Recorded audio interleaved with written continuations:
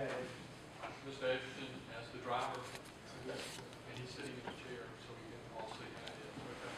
now, I've got him with his hand on an imaginary steering wheel. Show me where you were to the left of him. I was right here, in this position, And you're outside the car, outside. and the door is here, correct? On the other side. And what are you trying to do?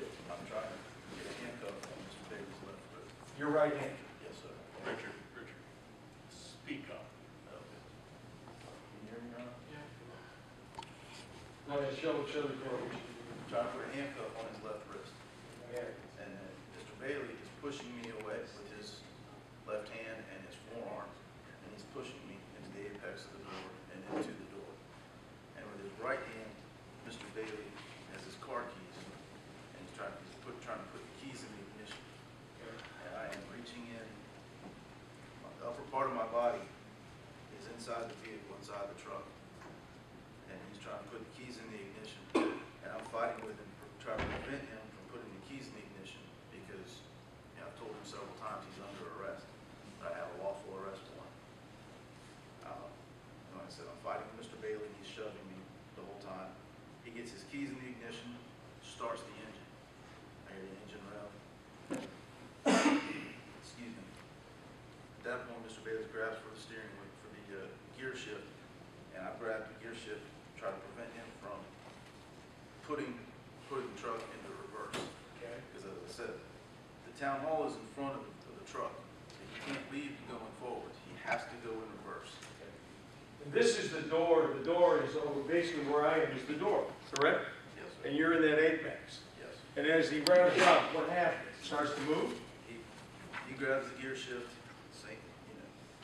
he gets it in reverse, and then I hear the engine rev, and the truck apex of the door, the dash, and the door jam, it just hits the whole left side of my body. And what happens? And then it pins this left arm in behind the steering wheel and the door jam, and I'm stuck. And Mr. Bailey's pushing on me with his left arm, and he's pushing me into the apex even more so. And we're going this way. You're rolling back. We're going backwards. Yeah, you're trying to walk and keep up with the car Yes, sir. because you're stuck. Yeah, I'm stuck. I can't go anywhere. I mean, I'm literally stuck. Did you still have the handcuffs in your hand? At some point, I know I dropped the handcuffs. And that's showing the picture we showed before. Yes, sir. And what do you do then after you drop the handcuffs? That's when I grabbed my weapon. Were you falling? Yes, sir. And you did fall. I did fall. And you weren't seriously injured, but you were injured. Right.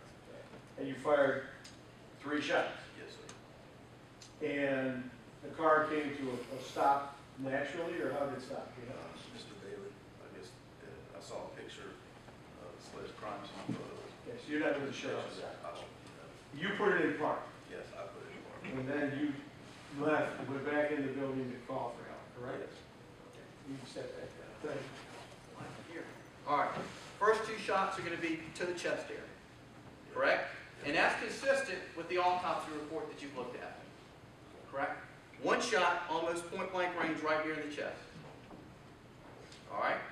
Another shot right down here near the abdomen, near the chest, correct? Those obviously are going to be your first 2 shots. All right? Now the 3rd shot goes through the shoulder, right here, correct? Goes into his jaw, correct?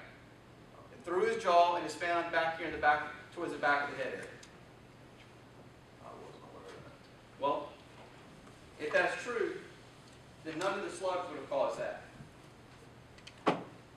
The other thing I'd like for you to tell me is how that shot occurred if he's coming toward you. As far as what? I mean, I'm here standing. I'm below him. Not on the ground at that point. Well, I'll be right here, so I'm below him. And you're saying he rose up towards you? And when I fired, he was coming towards me, yes. You're telling the court that he's coming towards you after you shot him 2 times at point-blank range with a .40 caliber pistol in the chest. Yes, sir. That didn't knock him back. He came towards you. He came. Gotcha. Okay, good. That makes sense. Now tell me also how you got the 3rd shot in. Like I said, I mean, he was coming back at me. That's when I fired to make sure, let's double check. Are you sure that this third shot didn't happen? As you've already stuck 2 bullets in his chest, .40 caliber, which would knock him back that way, that third shot didn't go through his shoulder, through his jaw, and into the back of his head. No, sir. That's not how it happened. Okay. That's all I have, Your Honor. Thank you. Just one last question. You fired total of 3 shots, correct? Yes. And I think we've gone, objection asked and answered about 20 times. Okay, that's fine. I'm all right. No further questions.